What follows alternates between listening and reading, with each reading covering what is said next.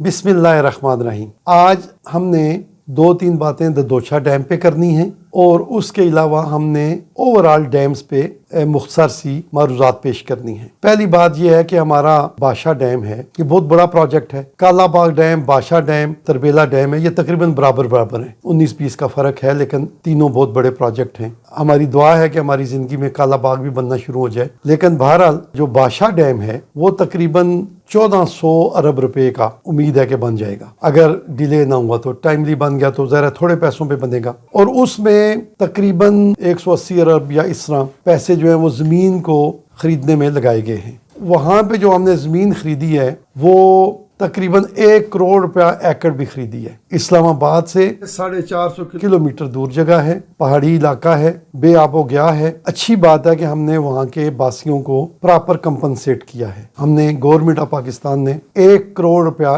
फी एकड़ यानी 12.5 लाख रुपया कनाल वहाँ पे ज़मीन उस दौर में खरीदी थी, आज से कई साल पहले। उसके मुकाबले में हमारा ददोछा डैम है और ददोछा डैम इस्लामाबाद और रावलपिंडी के संगम में है। और ददोछा डैम जिस इलाके में बन रहा है वहाँ पे इंतहाई फर्टाइल खेत हैं, लहलहाती हुई फसलें हैं वहाँ पे। और उसके बाद वहाँ पे जो DHA के प्रोजेक्ट्स बन रहे हैं वहाँ पे तकरीबन करोड़ रुपए का एक कनाल का प्लाट है। तो इन सारी चीज़ों के बावजूद ददोछा डैम की ज़मीन को एक्वायर करने के लिए पंजाब गवर्नमेंट ने 65,000 रुपया कनाल और 95,000 रुपया कनाल के रेट लगा के ददोछा डैम का रकबा खरीदना चाहा है। मजबूरन जो लोकल ज़मींदार हैं वो अदालत में गए हैं और उम्मीद है कि अदालत से रिलीफ मिल जाएगा। लेकिन बेसिक जो है वो इस सारे सिनेरियो के पीछे क्या बात है? पीछे बात यह है कि हमारे एक बहुत बड़े टाइकून ने उस एरिया में ज़मीनें खरीदते हुए फ्रॉड किया है। ज़मीनें 65,000 रुपया कनाल नहीं खरीदी गई,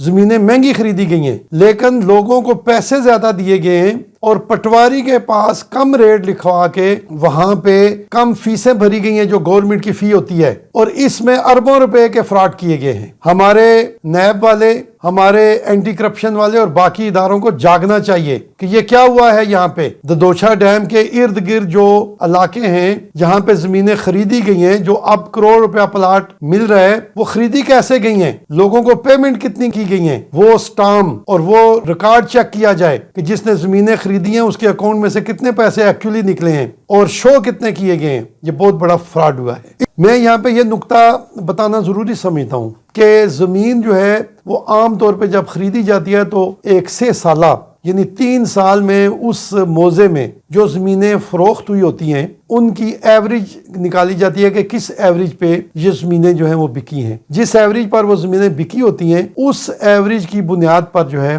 कीमत मुतय्यन की जाती है। तो हम जो बता रहे हैं ददोछा डैम वाला इशू, वो सिर्फ इसलिए बता रहे हैं कि वहां पे बायर भी ज़मीन का एक ही था। उस वाहिद बायर ने वो 1,20,000 कनाल के करीब उस एरिया में ज़मीनें खरीदी हैं, और इतनी ज़्यादा ज़मीनें खरीदने की वजह से उसने खुद या उसके चेले चांटों ने फ्रॉड किया गवर्नमेंट के साथ, और उसमें ज़ाहिर पटवारी और तहसीलदार और DC वगैरह सारे इन्वॉल्व होते हैं। सबको पता होता है कि हम जो क्या कर रहे हैं। तो हम चाहते हैं कि हमारे जो नैब वाले हैं वो उन लोगों को जिन्होंने कम जो है वो एवरेज दी उनको इंक्वायर करें, उनको इन्वेस्टिगेट करें, और उसके बाद जितना भी गवर्नमेंट ऑफ पंजाब का नुकसान हुआ है उतना वो नुकसान पूरा करने के लिए उनको फाइन किया जाए और उनसे जो है वो फीसें जमा की जाएं। इसके अलावा जो दूसरी बात है वो ये कि हम इस चीज के कायल हैं कि हमें पूरे झेलम वैली में, नीलम वैली में और इंडस वैली में जगह जगह डैम बनाने चाहिए। जितनी भी जगह मौजू हैं रन ऑफ द रिवर के लिए डैम ऐसा बने जो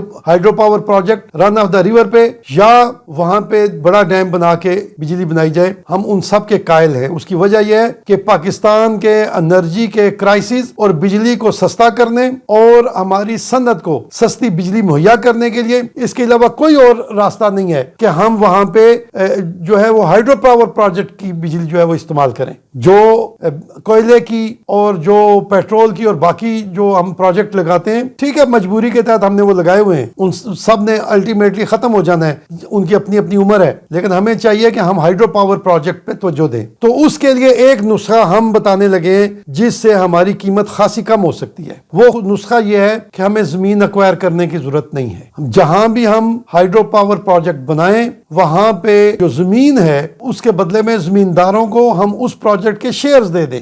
10% رول آف دا تھم ہے کہ 10% آف دا پروجیکٹ جو ہے وہ زمین ہوتی ہے.